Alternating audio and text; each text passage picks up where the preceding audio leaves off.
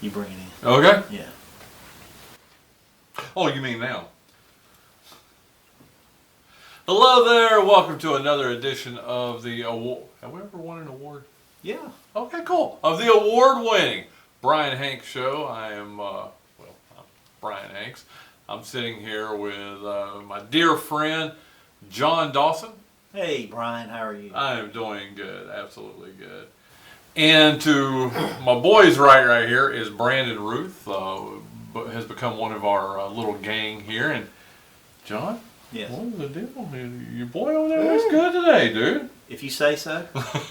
Look at him, he's all dressed I up. clean up well. He does clean up well. Well, we had a bigger clothes budget today because Massey's not here. Oh, He currently has a yeah. fever and is barking at ants, from what I hear. So Oh, very good. Well, not Shouting very for good. Huey.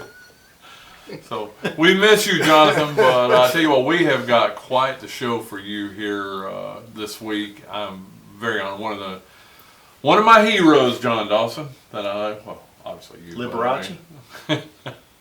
No, but I think he's friends with him. Oh, okay. But Rick Vernon, I mean, a Very name well. that everybody in Lenore County and Wayne County and Eastern North Carolina knows, and I've known him almost pretty much since the minute that I got here, so I'm very honored. He's going to be joining us here in a few minutes after we get through rapping with you, Jon Dawson. Well, not that since you're talking about basketball, how about those Duke Blue Devils? There's not a heart. There's not a heart that is broken right here, is there? Normally, I wouldn't do that kind of stuff Yeah. because I hate when people do it. But I'm a lapsed Carolina fan, so if I take one, and I live in the middle of nowhere, and still, if I step out on my porch, some people will, "How'd Carolina do in the tournament?" Well, to all of you people who said that to me, they did just how you guys did, except a little bit earlier. Did you watch it? After I found out what happened, I watched the last shot about 80 times on TV. Man, that was an amazing shot, and it was a game that I thought Duke was going to win. They led the entire game except for the final 0.3 seconds of the game. Yeah, that's how Carolina So, snuck one in by them earlier in the year. I don't know what is this a trend? Does teams get ahead and then just go on autopilot? It's the I guess a propensity of teams to shoot the 3-pointer. No game is over. Mm-hmm. Really, no game is over. I mean, you could be up by 20 points with 3 minutes left in the game, and literally, you're still in the game. Well, if you try to go in and make a layup, you have 9 guys punch you in the face and there's no foul. So Yeah. I don't understand how that helps anything either. Well, it really doesn't. But I mean, I was blown away. I mean, it was literally one of those games that I'd already assumed was over, and it was over. Were I mean, you for all watching it with intents any and Duke purposes. fans around? No, just Linda. Linda's not a Duke fan, but her youngest son Scott, who is as big a Duke fan as there is, was on his way back from. They went to the race up in Richmond. So he was listening to it? Or Martinsville. Yes, they were listening to it, and I think he was watching it. Yeah, exactly. He was watching it on his phone too, and I felt bad for him, and I feel bad. I really do. Even Carolina fans. I know it's hard to have empathy for dirty Carolina fans, but I do though sometimes. Anyway, but I did. I felt bad for him because Virginia not good. Yeah, we really are not, dude. But I really do. I felt bad for. I hear Hubert Davis is going for the state job. Dude, not that my ear is to the ground like it used to be, because it's definitely not. But that is one of the things that I have read. Now I was being a smart aleck. Are you serious? I think there have been overtures to him. I don't think he's actually going to get it. If he went there, he'd win like 90 games in a row. He would. Well, he's a guy. Listen, we don't even. Maybe we can spend 30 seconds on this. He's a good coach. Mm-hmm. Did I say that loud enough for the mic to pick up? No, you didn't. He's a good coach. Mm-hmm. When have you ever heard me talk about negatively about him? I haven't. Well, my only thing was why he won't pull guys off the bench. I've never understood that. But he's there and I'm here. So. Well, he didn't have the confidence or the faith in him or whatever. But I don't know. I'm going to be really interested to see at the taping of this. So they've not decided who's going to be the next coach, but there's some pretty big names that are out there for it. And they're going to go outside of the Carolina family. Why did you ever think you would see that day? But they are. No, I don't understand why they're redoing the Dean Dome, but again, no one asked me. I know, absolutely. Well, Greg Cawley, if you're out there, we need to have you on to clear all of this up. He would be the person. Fan on the planet. Yeah, he is super fan. That's what we've referred to him before. Right? I think he's been to every home game for a few decades in a row, and travels also. So. It's definitely in the hundreds, and it may even be more than 1,000. And I wish I had it here in front of me, but Greg, let us know how many it is in a row. But he is a true, and when I say a true Carolina fan, listen, and I'm probably as guilty as the next person, but Carolina fans can be fickle. I mean, they can be a little, pull for the team one week and then the next week. I don't know them to not pull for them. Yeah, I've never met one that doesn't pull for them. They can whine about them. Yeah, but it's silent pulling. Yeah, it's and when they get ahead, oh, we're back. Yeah, exactly. But But a very good weekend. The only thing, it's going to be a very bizarre Final Four. There's not an ACC team in the Final Four. Glad you're not testing me to ask me, because I couldn't even tell you right now. Well, UConn. Yeah, UConn's definitely there. But it's just, as big a sports fan as I am, I will, in the first time in, I was about to say in memory, my memory's not that great, but the first time in recent memory, I will not be watching. I have zero desire to watch the Final Four. I'll be watching the SNL UK version. It's actually funny. I was shocked. I haven't seen any of it, but I know in our little text chain, you and Jonathan were talking about it. And are they using, I've got to ask, are they using British comedians? Or? Yeah, it's an all British cast. Okay. Tina Fey hosted the first one. The language they can get away with is totally different. They can say whatever they want. So is just it know blue? that going. Is it rather blue? Yes. Okay. It's Duke blue. I mean, that's how blue it is. Okay. So just know that going Pretty in. blue. And but it was actually funny. It was strange to see Saturday Night Live actually be funny. So I'm still one of the devoted fans, and I mean, I record everyone. Now I'll find myself watch the first. We're talking about the United States version, not the UK version, but I'll watch the first 30, 45 seconds of a skit and then go. you can see the jokes coming up the highway. Exactly. You keep hoping. Exactly. Yeah, you go back every week, hoping. It's like state fans. Ooh. You want to put? This is the part where you put his email address at his name. I'm going to put his home address. Okay. I would like to see State be good again, consistently. Who wouldn't? I agree. I'm a Long Virginia and- fan. You're a Carolina fan. You're a Carolina fan, right? Or who do you? Of the ones down here, yes. Okay. UConn? I was told I had to pick. Oh. When I moved down here, as part of getting your license, And who did you apparently pick? you have to pick somebody from the ACC. Who did you So I pick? took Carolina. Yeah, good. All right. Yeah. But I don't know, man. It's just a strange new world that when the ACC well, in fact, I mean, Duke was the only team that made it out of the Sweet 16, correct? I believe that is correct. And it's crazy. Crazy time to be a sports fan, that's for sure. Well, Hey, now my women's bracket's great. Thanks for asking. All the number ones. Can you insert crickets here? if we just hold a second, you can hear them. There they go. Ah, there they are. But no, well, at least somebody's. It's probably a better game, and they're getting kind of violent too, though, aren't they? Oh, yeah. Yeah. Well, on that note, it's time for Rick Vernon. Okay, and we are back, and listen, I mean, I could literally spend the next 10 minutes talking about the man right now to my immediate right. Rick Vernon is just one of the true gentlemen in our little neck of the woods. I could not have been here more than just a couple of weeks when we met for the first time, because as everybody remembers here that it was that have been here for a long time, you had I don't even know if they were able to keep ratings or whatever at the time, but everybody, I worked at the Free Press and was out and about quite a bit, covered sports. everybody watched you on TAC 9. On Down East Today. Down East Today on TAC 9. Yeah. And 20 years we did it. 20 years. Can't believe it. how did they, you know what, we've not done this for video, we've done it in past shows, but can we spend a minute or two? Sure, talking about sure. that? And how did you get involved with that in the first place? Well, it started that I spent several years on Carolina Today on WNCT out of Greenville. Slim Short, when he had Carolina Today, asked me to come on and be a guest host once a month. And I started. How did that happen? How did he know about you? Me and Jane would go over there and sing on the show. Okay. Slim was good friends with us, and he said, Oh. "Would you come over and sing on the show? Christmas, all this stuff."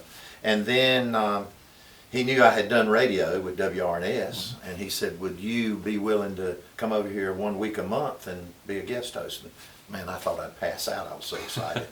So I said, "Sure, I'll do it." And so I did that after he retired, and then John Moore took over, and I did it with John Moore for a couple more years, and then I met up with Clark Tutt, and I actually went to him and said, since Carolina Today was going off the air, I said, "I've got an idea.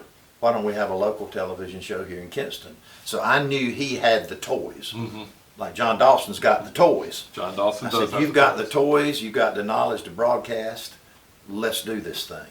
And so it took 6 months to finally get him to nail down to do it. And we started on November the 10th, 1997. Wow. And went till almost then in 2017. And yeah, 5 shows a week. Well, you were locally known. I mean, you were, a minister and a performer and everything that you do, but that had to have taken you to a new audience. Well, obviously, it brought me into the fold, and that's how I got to know you.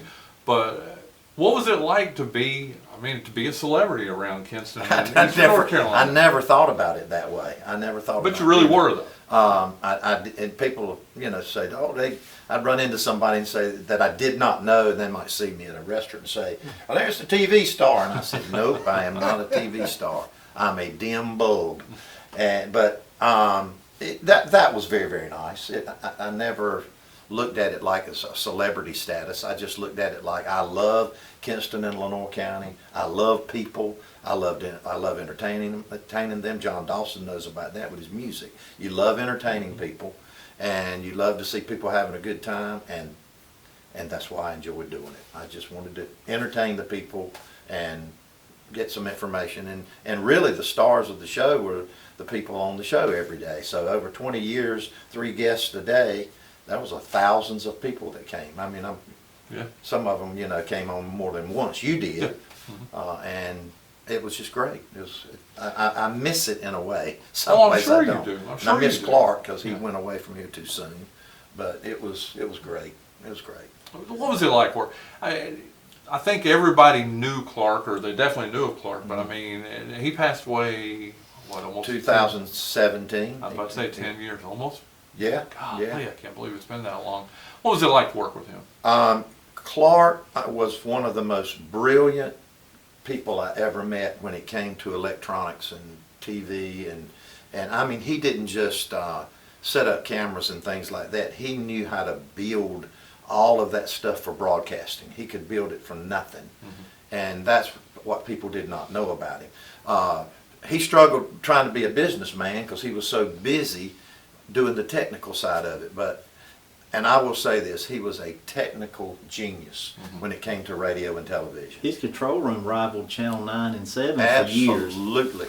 I mean, that was John off camera there, but John's absolutely right. I remember visiting for the first time when I guess it was in an old bank, the studio downtown in Kinston. Bank, yeah. And you, like John just alluded to, you would walk in there, and you would be, I'd be scheduled to appear, whatever. You would already be on set. You and Martha would be on set.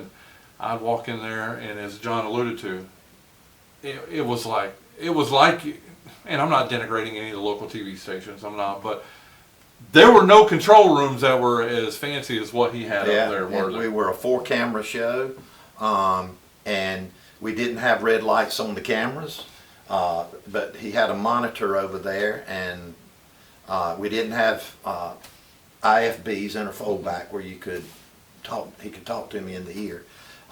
It was just really done by signaling me, and there would be a I didn't need to worry about the camera switching because I could see, like if that's camera 1, if camera 2 came on, I could see the flicker in the monitor out of the corner of my eye, and I'd immediately go to camera 2.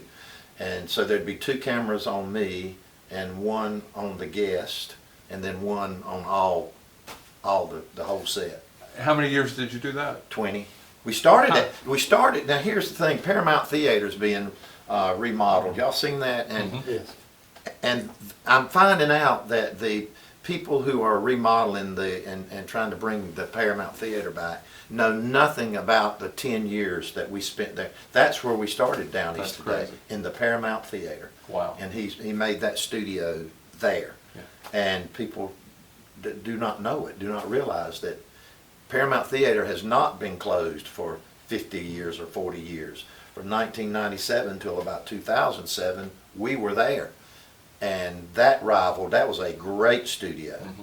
I really liked it better than I did the Bank Studio, because you go in and then there was the control room, and then there was a long hall to a really nice green room with refreshments, and then you'd step out into the studio, and we not only had the studio with the set where we sat doing the interviews, we had a big stage in there where groups could come on and perform.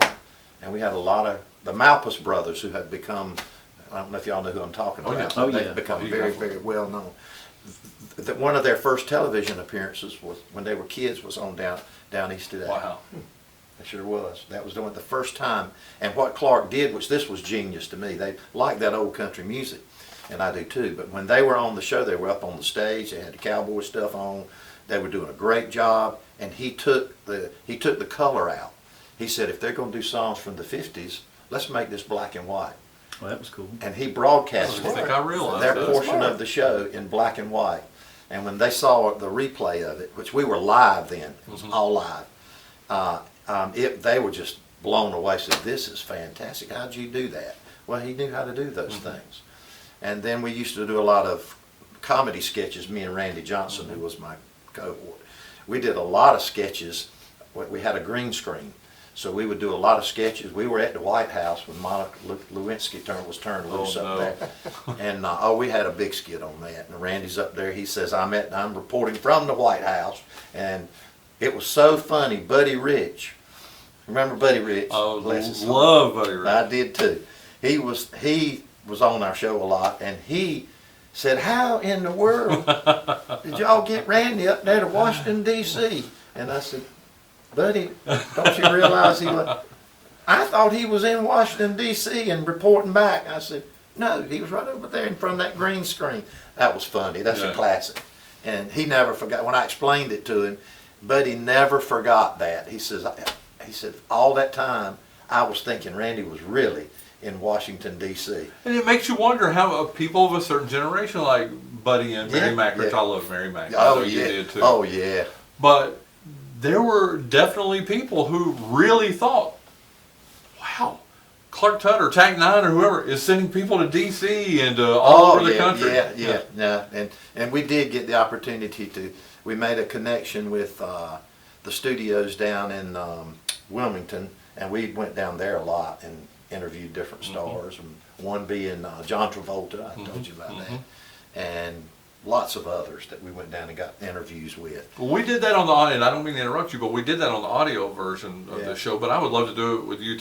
Tell everybody a little bit about that, or when you met John Travolta. We found out that he was filming domestic, domestic something. I'll look it up. Yeah, and they were filming it in Wilmington at Screen Gems down there, and we had made a connection through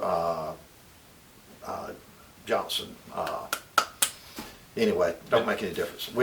Stuart Johnson, and they invited us to come down and interview him while he was there taping, and it just so happened where he was taping was on a farm of a musician that was playing music in my band. Wow. All these things were happening at one time. Yeah. Domestic disturbance, that's it.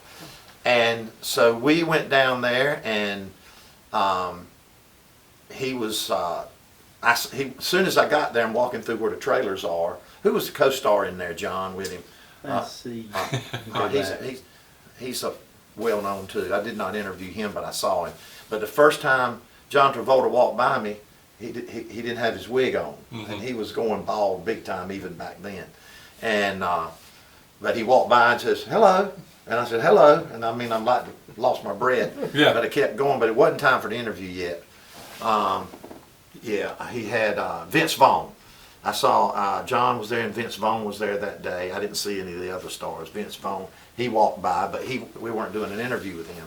But when it got time for the interview, John Travolta had his own camera and his own lighting system. And what he would do, and Clark is over here filming me, and John's camera and his crowd and lighting is over my shoulder. So how far apart were you guys when you were doing this interview? Right from me and John, 2 or 3 feet. Okay, so it wasn't that bad. No, we were right here. But he was one of the, when we sat down to get ready to start, he was checking the light. He had set the lighting and camera himself. Wow. He liked to do that kind Well, of thing. at some point he did an interview where he looked horrible and said that's not happening again. And John may be right. I didn't know what it was, but he had it right. But we sat down and he said, "Rick, how are you doing? Appreciate you coming over here." And he was like, he opened up first. And I'm really inside, I'm nervous. I'm Of course. Like, I hope this interview goes well, but I don't want to show myself as being like, "Oh, a big star, I don't know what I'm going to do." No, I wanted to be professional Can about you it. do that voice again? "Oh, it's a big star, I don't know what I'm going to do." Don't get him Play started. into that, yeah. Don't get him started. Yeah. And so, anyway, he said, we'll start in about 5 minutes. And he said, "Tell me about your TV show," and all that. I did. And then I said, "Well, can I ask you a few questions before we get started?" He said, "You can ask me anything you want to." And I asked him about Olivia Newton-John and were they still That in would have touch? been, I don't mean to interrupt you, but that would have been the first question I would have asked him, because I loved Olivia Newton-John. Yeah, me too. Yeah. And I said, "Do you stay in touch with her?" And he said, "All the time." He said, "We're really good friends." And we talked about her and the cast of Grease and went back and forth about that a little bit. And then he said, "You got a dimple in your chin. Which side of your family did you get your dimple from?" I said, "My mama." He said, "I got mine from my dad." He said, "Let's take a picture together pointing at our dimples."